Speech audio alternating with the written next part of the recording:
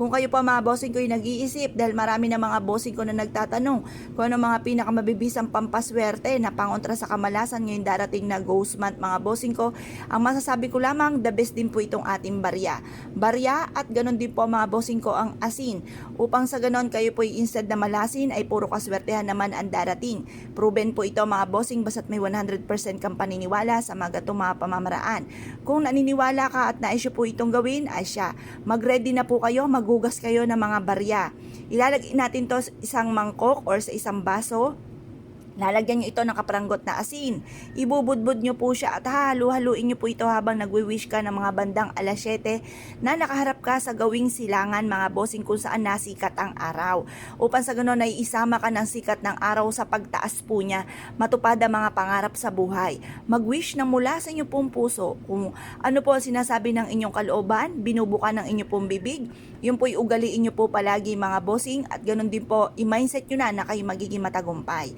Makapangyarihan ang ating isipan, ang ating salitain at ganon din po ang ating pandama.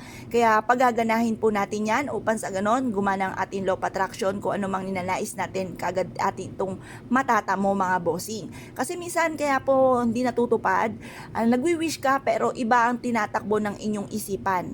Baga kung ano-ano yung mga tumatakbo sa isipan nyo. Hindi po kung ano yung sinasabi po ninyo, yun ang dapat tinatakbo ng inyong isipan at damhin nyo ang swerte or kaya po mula sa puso ang pagwi-wish mga bossing. Ngayon pa mga bossing gawin nyo po ito ng umaga.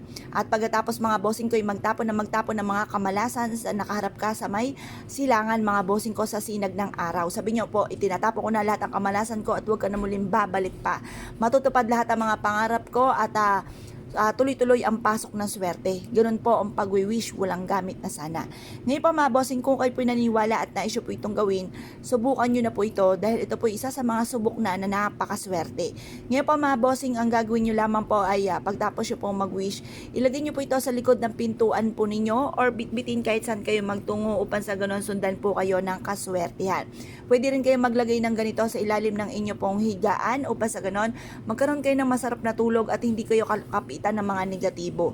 Mas mainam na meron kayong ganito mga bossing. Subukan nyo po kung kayo po'y walang ganito at kayo po'y gagawa, obserbahan ang mga swerteng darating at mas magiging magaan ang daloy ng swerte. Ngayon po mga bossing, kung kayo po'y naniwala at nais po itong gawin, subukan nyo na po ito at baguhin ang sistema ng mga nasa isipan ninyo. Kung ang sistema sa isipan ninyo kayo ay malas, sabihin nyo po sa inyo pong isipan na kayo ay swerte. Walang malas, puro swerte ang darating. Ngayon pa mga bossing, kung kayo po naniwala at nais po itong gawin, wag na po kayo magpatumpik-tumpik pa. Subukan nyo po ito. Proven po ito na napakaswerte. Ngayon pa mga bossing, kung kayo po naniwala, asya, good luck po sa inyo po lahat.